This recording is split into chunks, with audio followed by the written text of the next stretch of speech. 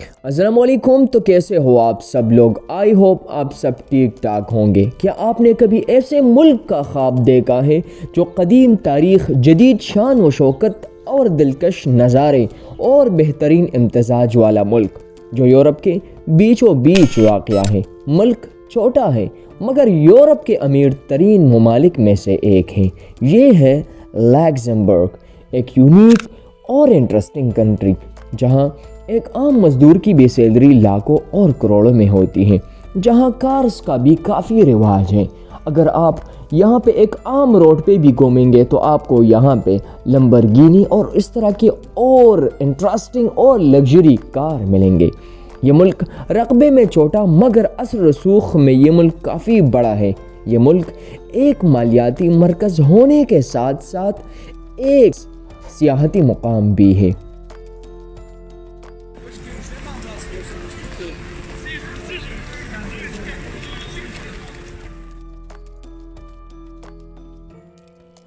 यहाँ लोग 3 किस्म की ज़ुबानें बोलते हैं, जर्मन, फ्रेंच और लग्ज़मबर्गी।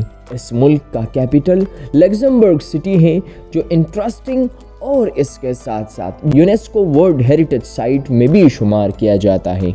इस मुल्क को द बालकनी ऑफ यूरोप भी कहा जाता है।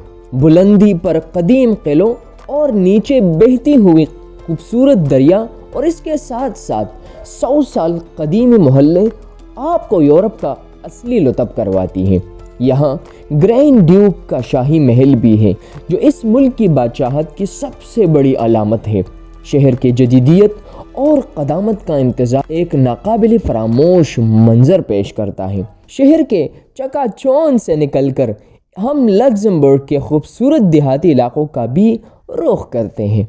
वेंडियन जो एक कहानी जैसा कस्बा है, जहाँ वेंडियन कैसल हिस्ट्री का मुंह बोलता सबूत है। इस मुल्क का विलेज लाइफ भी टॉप लेवल पे ऑपरेट करता है, जहां लोग यूरोपियन अंदाज से ज़िंदगी गुजारते हैं। अब ये इलाका है मुल्लरतल का।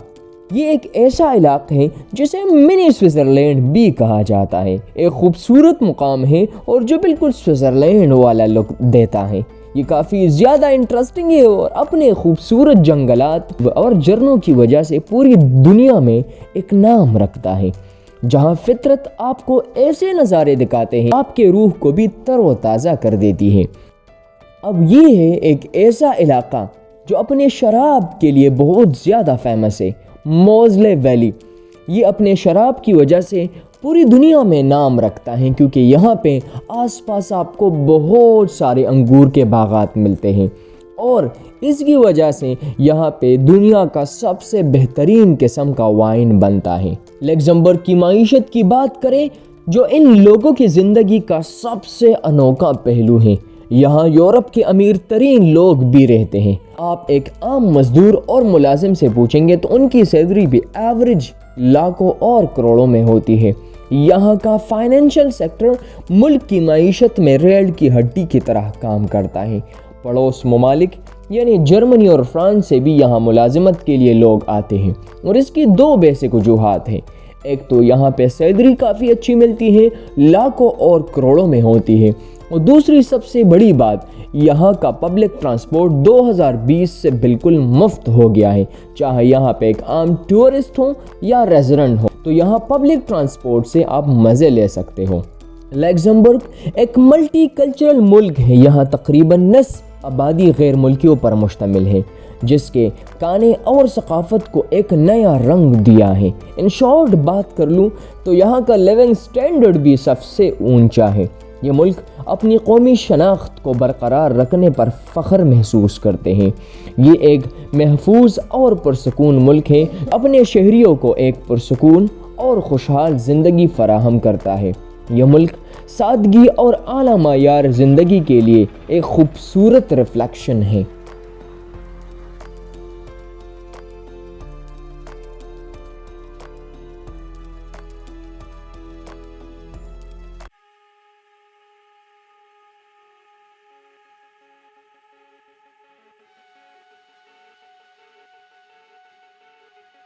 अगर इस मुल्क के इंटरेस्टिंग फैक्ट्स की बात कर ले तो सबसे पहले नंबर पर आता है यहाँ का फ्री पब्लिक ट्रांसपोर्ट, جو ایک عام ٹورسٹ اور ریزیڈنٹ کے لیے بھی فری ہیں۔